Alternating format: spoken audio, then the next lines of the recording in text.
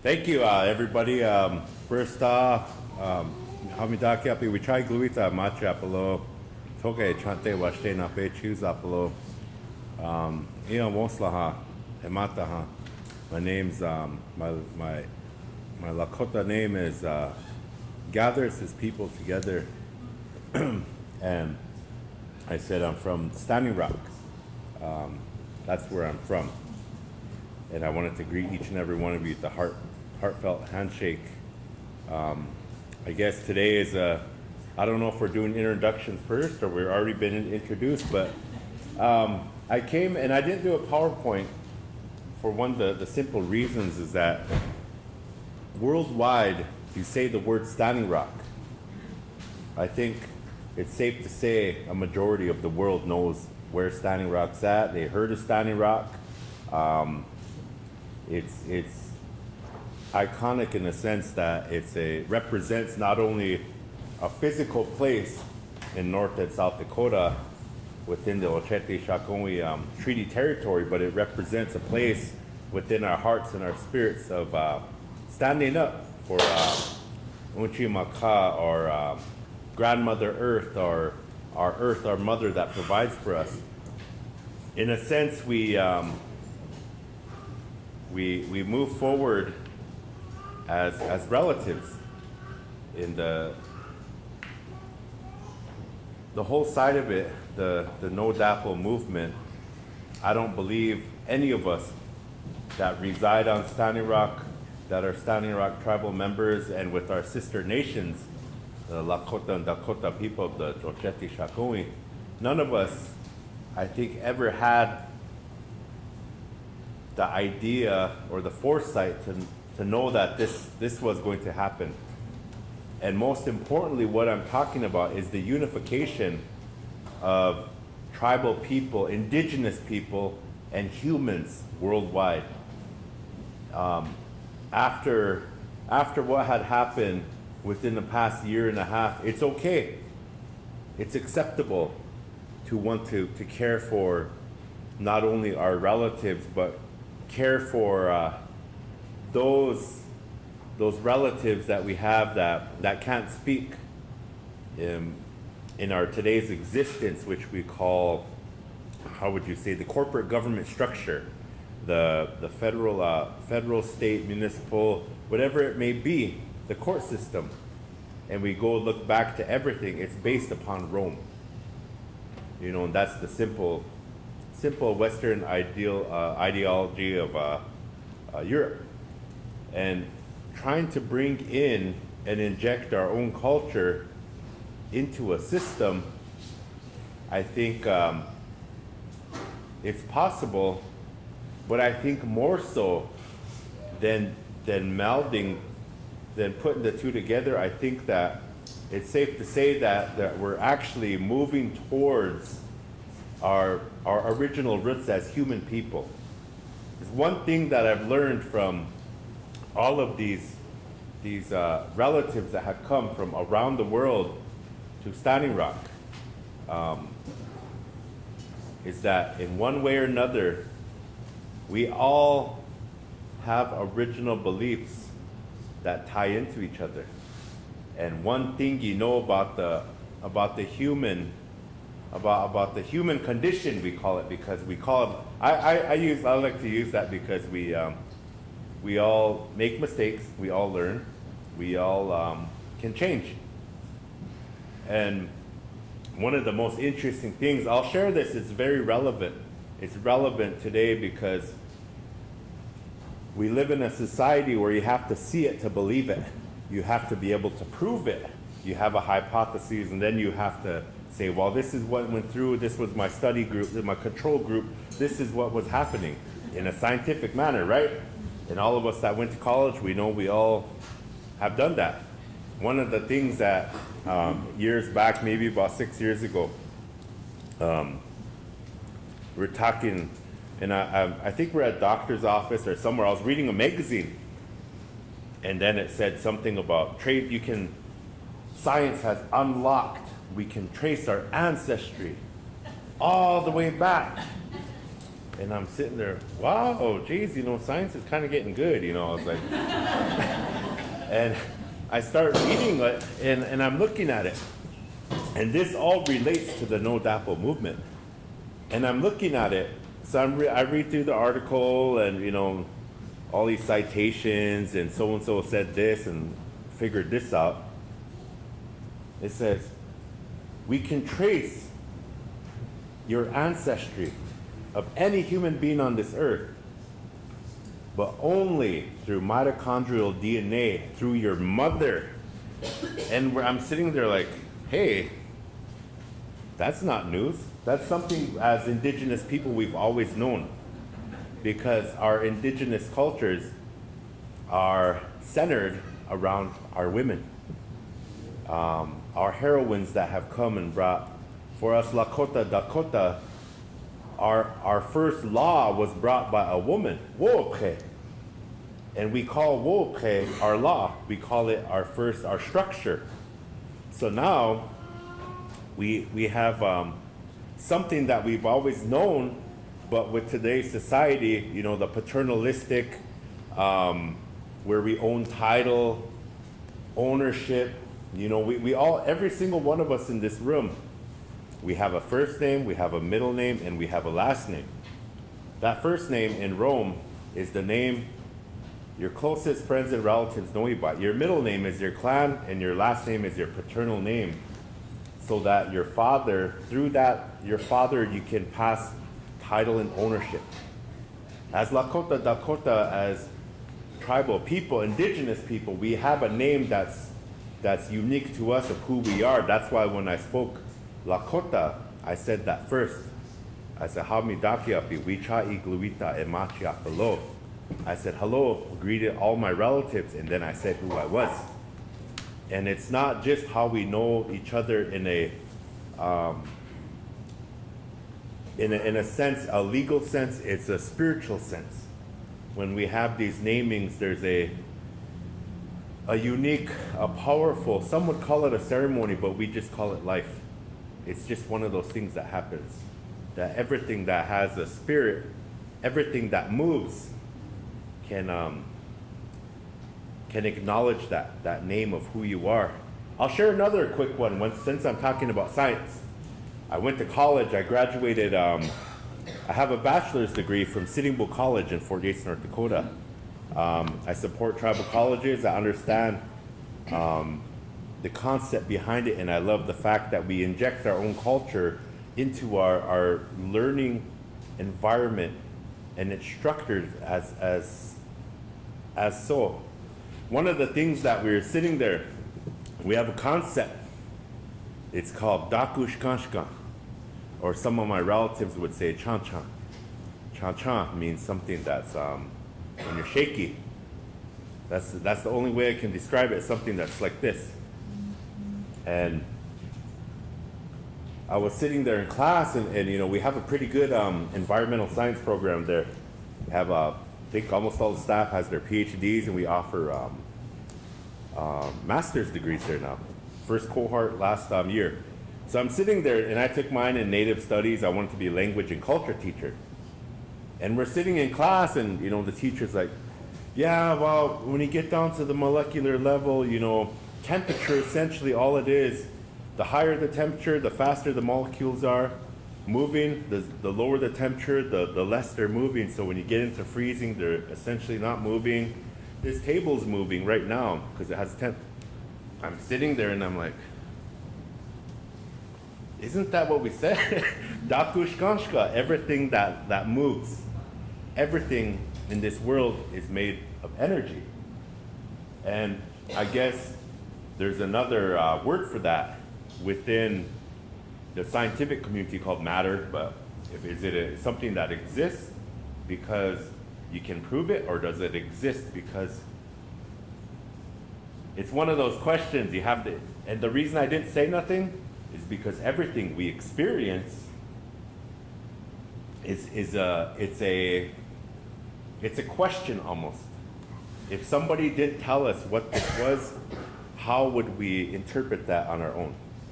That's the basis of being our indigenous people. and our humans worldwide. So getting back how this all ties into the NoDAPL movement is that first, I talked about the mitochondrial DNA with our women. Every society was based upon it. Even the tribal people of Europe, Northern Europe, Eastern Europe. Someone brought in this little, I shouldn't say it like this, little funky looking Kachina doll. I said, oh, what the heck? Looked like he had a buffalo cap on, the dancers from the Southwest. Had bells hanging off and big long nose. Oh, this guy must be a Hailka or something. So I'm looking at it, I'm in Chairman Archambault's office, and he's from Slovenia. Like, what the heck? He's from Eastern Europe, and this is a pre-Christian, a spiritual being that was used in the essence of the same way that we use our own, how would you say, well, I don't want to say their names, otherwise they'd be having some kind of dream tonight. But anyways, we have this all common connection. And one thing how this plays in, people come and they said, I admire the way your people have stood up and said no in a way that was able to unify. And they said, where did you get that? Where can we find that energy that we felt when we went to the camp? I explained to everybody, where are you from? Oh, I live out in Ohio. I said, no. Who's your people? Oh, I don't know, maybe I think Ancestry.com DNA kit said I'm 40%, something like that. I said, no. I said, ask your family, where do you come from? And this guy, of course, next day he was staying at the casino. Remember you asked me that question, I guess, to come find out. My grandpa, when they came over, they were actually Scottish, and on my mother's, I said, okay.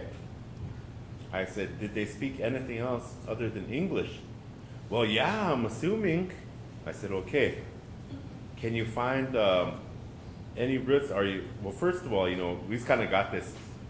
So I'm sitting there talking with this young guy, and he didn't know what I was getting at. So later on, maybe over about 4 or 5 days, and finally he said, well, what are you trying to tell me? You still haven't told me how I can feel like this all the time. I said, simple. Find out who your people are. All of us on this earth have an emergence or a story of coming from the stars. I said, find out where your people emergence or your first time coming here. I said, your people's language, your culture, everything. I said, it's all there. So find out where you're from, go there, and if it hasn't already been erased, by some of over the past millennia, a lot of the tribal cultures have been really depleted and, how would you say? That's simplest way, erased. And it's something that's going on today. So he said that, and he said, must have been about a week later, because I was in and out of camp, every day. Geez, we were there for about 2 months straight, and pretty soon we were getting tired, ragged, because we lived 60 miles south in South Dakota. We were there every day. We helped provide meals, do whatever, try to logistical support, whatever other people. So in this room, I could look around, see 1, 2, 3. I could see people that I met there. Look in the back, got Koda back there, and we got Koda over there too, Tom, and of course Ron. Ron was there. Ron was frontline warrior. We got a lot of, but talking about this, getting back to this young man, he said, when I talked to my mom, and she said where we come from, it's like something, a hunger inside me was awakened. I need to know. He said, I think I'm gonna go to Europe. And I was like, oh, well, that's good, you know. And he was like, I feel, maybe this is what a pilgrimage is. And he was talking about it. But that's what I say to everybody. This NoDAPL movement has awakened something that within humanity, we want to find something that our spirit is to be whole. We want to find that connection to the earth, our mother, our grandmother. As men, unfortunately, us men, back home they would say unshika. Some would say it means pitiful, but it means to be without. Because as men, we're not connected to anything. So we have to pray, we have to go into the sweat lodge, we have to cleanse, we have to request for guidance. We have to fast, we have to do all these things. Women, you know, geez, they're connected to everything, and they know when you're doing something you're not supposed to. Hey, what are you doing? I'm just teasing. My wife's here, so I'm just joking. But you know, in a sense, in a spiritual sense, our women really are connected to everything. You know, we even there's some of the things that I would like to say, but I'm not a woman, so I can't speak on those things. As women are connected to everything. So this NoDAPL movement, what I like to share when I speak and share about it, I could talk on the legal side of it. I could say, oh yeah, we filed this injunction, we want this summary judgment, so and so was filed on behalf, and that's easy. You could look in a newspaper, you could Google it and find it. But what I liked when I came here, you know, we had Ron and Deborah was here this morning sharing their personal experiences. That's what we need, because those that were there understand that feeling, that spiritual feeling that we carried, that we all took a little part of that. And when you left there, you were sad because your spirit wanted to stay there. You know, just as in our ceremonies you have a time of period which you stay home, you don't do anything, and you call your spirit home because of this good feeling, this energy that's there.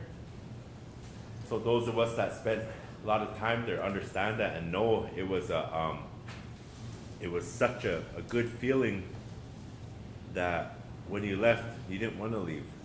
But now that the camp, under whatever circumstances, I know there's a lot of debate to it, and I won't get into that, because as myself as elected official,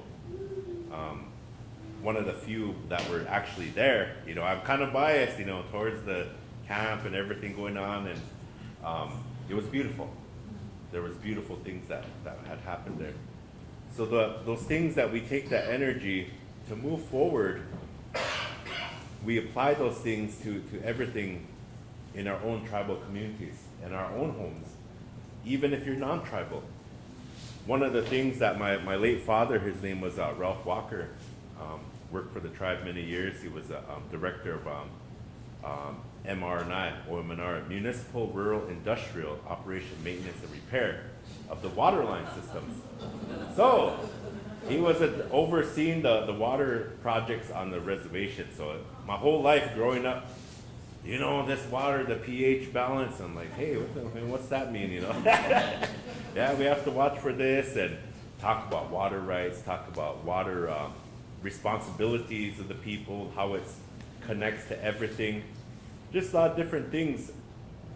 So getting to some of the things that I'm sharing is that this whole issue, before I go too far off track, I want to come back full circle again, is that today we all have a responsibility in a world of, you know, rights. You hear a lot, this is my right, that's mine, so-and-so ancestor. Well, no, well, how many of us are saying, that's my responsibility? I'm gonna do it because I have respect for my ancestors, and I carry a responsibility, rather than you need to give that to me because that's my right. What are we giving to, rather than what are we asking for? What are we demanding? So it's a thought process that everything moving forward, we as humanity, we're moving towards I truly believe that there's going to be a change, and you see it worldwide that where women are coming back to their place. And I like what Ron said this morning. You know, it's not that women aren't how would you say, in a world of equality, nothing. It's that women will be honored for their special place that they have, will be acknowledged. You know, we lived in a paternalistic society for so many centuries that for some of us it's hard to get past that. All of us, we're all humans. So, you know, coming here, being able to speak and share my own experiences from a Standing Rock tribal member, I feel very humbled. I feel blessed to be amongst the people, especially here in Lummi, because I made some good friends. I met Tim Ballou, I met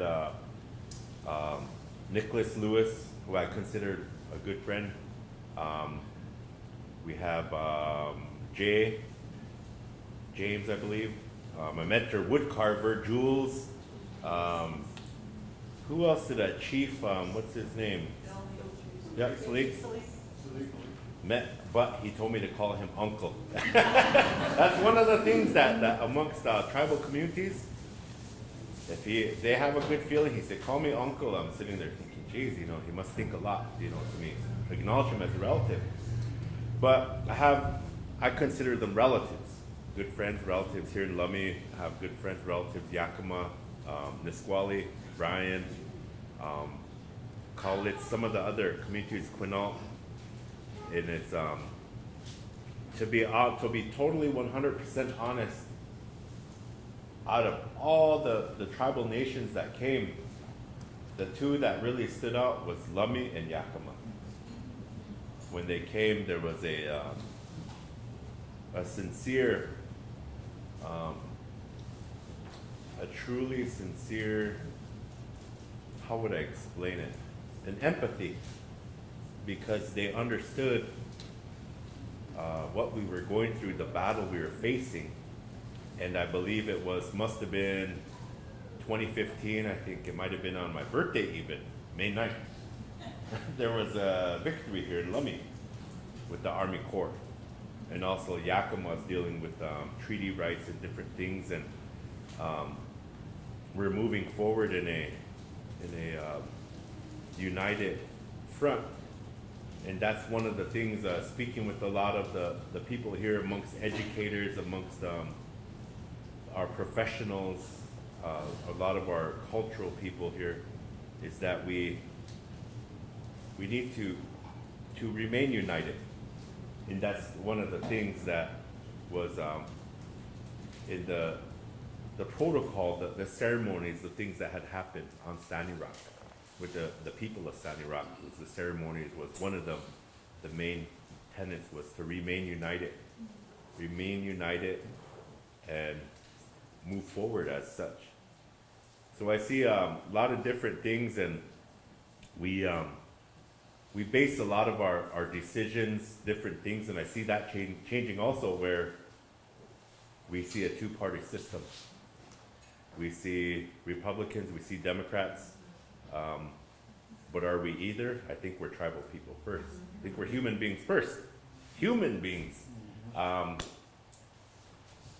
And it just depends on having the human relationship with those representatives, you know, because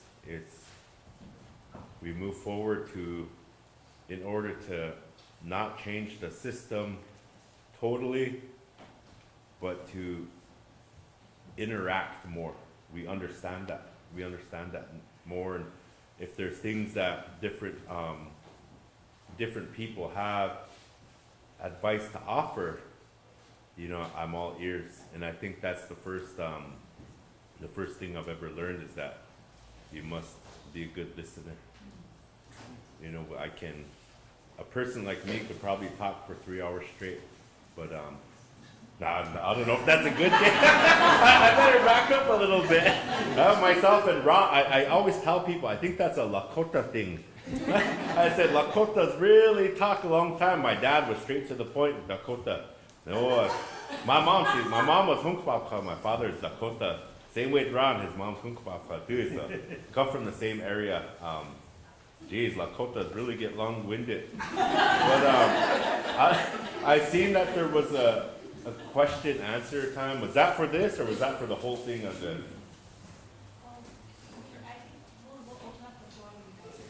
Okay, I guess so. If with that, I'll keep it a little bit shorter, you know. So I know it's been a long day. Your back's probably hurting, and you could be at home sitting in that recliner watching TV. I don't know, something. But thank you for allowing me this time.